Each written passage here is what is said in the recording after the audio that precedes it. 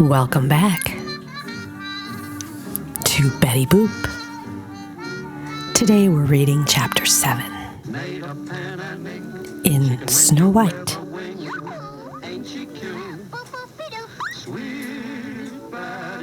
I'm so glad you joined me today. Just relax. Let's get into Chapter 7. The faithful servants. So the 7 went on, or rather the 8, for Bimbo still followed faithfully at his mistress's heels and helped her over the rough spots when the road was bad. Until they came to a town where the king had announced that whoever would run a race with his daughter and win it might become her husband, but that whoever lost must lose his head into the bargain. So, Coco shined up a lump of putty on his nose and put fresh paint on his face. Then he threw a cloak over his tattered clown's costume and came forward and said one of his men should run for him. "Then," said the king, "his life too must be put in pledge, and if he fails, his head and yours too must fall." When this was quite settled and agreed upon, Coco called the runner and strapped his second leg on him. "Now look out," he said, "and take care that we win." It had been agreed that the one who should bring water first from the far distant brook should be accounted winner. Now the king's daughter and the runner each took a pitcher, and they started both at the same time. But in one moment, when the king's daughter had gone but a very little way, the runner was out of sight, for his running was as if the wind rushed by. In a short time he reached the brook, filled his pitcher, and turned back again. About halfway home, however, he was overcome with weariness, and, setting down his pitcher, he lay down on the ground to sleep. But in order to awaken soon again by not lying too soft, he had taken a horse's skull, which lay near, and placed it under his head for a pillow. In the meanwhile, the king's daughter, who really was a good runner, good enough to beat an ordinary man, had reached the brook and filled her pitcher, and was hastening with it, running again, when she saw the runner lying asleep. "Ah, this day is mine," said she, with much joy, and she emptied his pitcher and hastened on. And now all had been lost, but for the huntsman, who was standing on the castle wall with his keen eyes, saw all that had happened.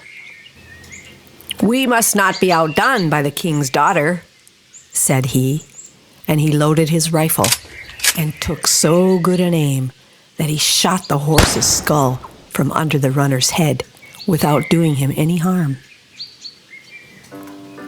And the runner woke up and jumped up and saw his pitcher standing empty, and the king's daughter far on her way home. But, not losing courage, he ran swiftly to the brook, filled it again with water, and for all that,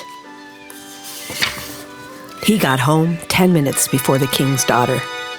"This is the first time I've really stretched both my legs," he laughed. "In all my other races, it was hardly worth the trouble of running." The false king was vexed, and his daughter yet more so, that she should be beaten by an unknown commoner, and since the usurper began to have a feeling that the newcomer might be Coco, the true king, he was even more worried. "I have a plan," said the king at last.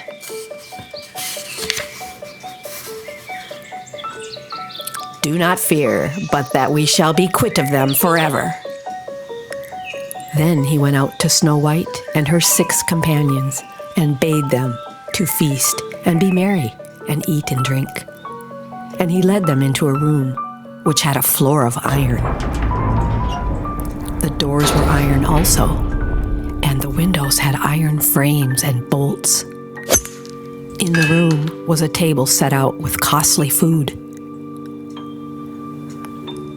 "Now go in there and make yourselves comfortable," said the king. And when they had gone in, he had the door locked and bolted. Then he called the cook and told him to make a big fire underneath the room so that the iron floor of it should be red hot. And the cook did so, and the 6 men and the princess began to feel the room growing very warm. By reason, as they thought at first, of the good dinner. But as the heat grew greater and greater, and they found the doors and windows fastened, they began to think it was an evil plan of the king's to suffocate them. "He shall not succeed, however," said the man with the little hat. "I will bring on a frost that shall make the fire feel ashamed of itself and creep out of the way." So he set his hat straight on his head, and immediately there came a frost that all the heat passed away, and the food froze in the dishes. After an hour or 2 had passed, and the king thought they must have all perished in the heat, he caused the door to be opened, and went in himself to see how they fared. And when the door flew back, there they were, all 6, quite safe and sound, but shivering and blue with cold.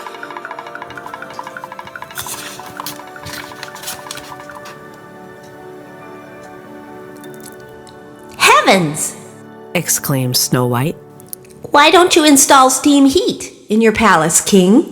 Look, it's so cold in here that the food has frozen to the dishes." The king was furious and went to the cook and scolded him and asked why he had not done as he was ordered.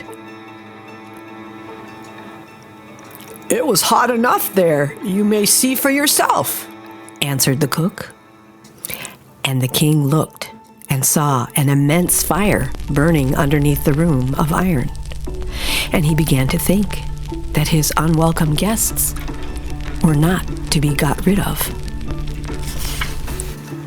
that way. And he thought of a new plan by which it might be managed.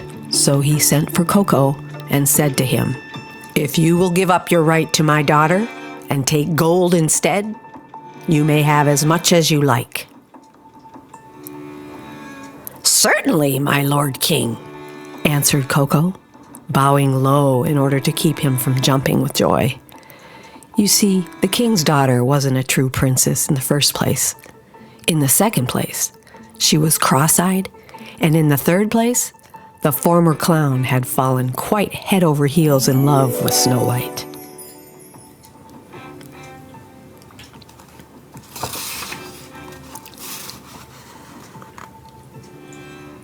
"Certainly, my most magnificent Lord King," he repeated.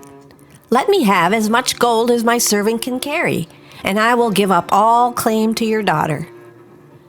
And the king agreed that he should come again in a fortnight to fetch the gold. Coco then called together all the tailors in the kingdom and set them to work to make a sack, and it took them a fortnight. And when it was ready, the strong man who had been found rooting up trees took it on his shoulder and went to the palace for the gold.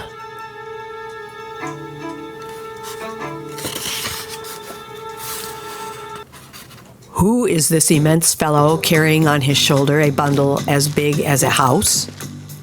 cried the king, terrified to think how much gold he would carry off. And a ton of gold was dragged in by 16 strong men, But the servant put it all into the sack with one hand, saying, "Why don't you bring some more? This hardly covers the bottom." So the king bade them fetch by degrees the whole of his treasure, and even the huge sack was not half full. "Bring more!" cried the man. "These few scraps go no way at all." Then, at last, 7,000 wagons laden with gold, collected through the whole kingdom, were driven up, and he threw them in his sack, horses and all. "I will not look too closely," said he, "but take what I can get, so long as the sack is full." And when all was put in, there was still plenty of room. "I must make an end of this," he said. "If it is not full, it is so much the easier to tie up." And he hoisted it on his back and went off with his comrades. When the king saw all the wealth of his realm carried off by a single man, he was full of wrath, and he bade his cavalry mount and follow after the 6 men and girl, and take the sack away from the strong man. 2 regiments, armed with all the latest equipment, were soon up to them, and called them to consider themselves prisoners and to deliver up the sack or be cut into pieces. "Prisoners, say you? Ho, ho, ho," laughed the man who could blow. "Suppose you first have a little dance together in the air," and holding one nostril and blowing through the other, he sent the regiments flying head over heels, over the hills, and far away.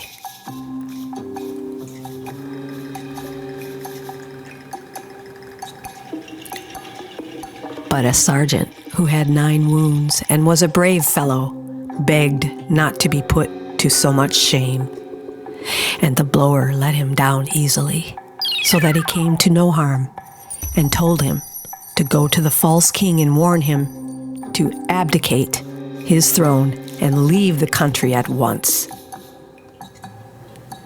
And when the usurper heard what had happened to his best regiments, he was terribly frightened, and with his daughter took the next ship for Paris.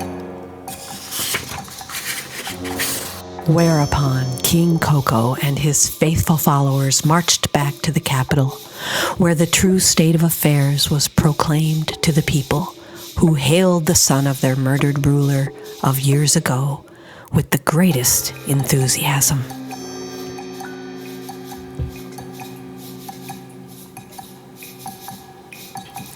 And that's the end of chapter 7. I hope you'll join me next time for chapter 8. The 7 Little Dwarfs.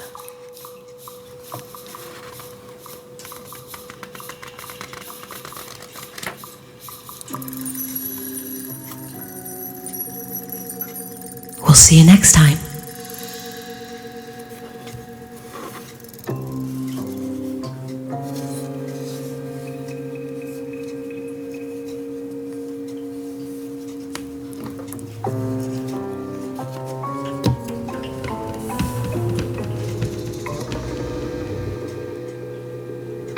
Made of pen and ink, she can win you with a wing.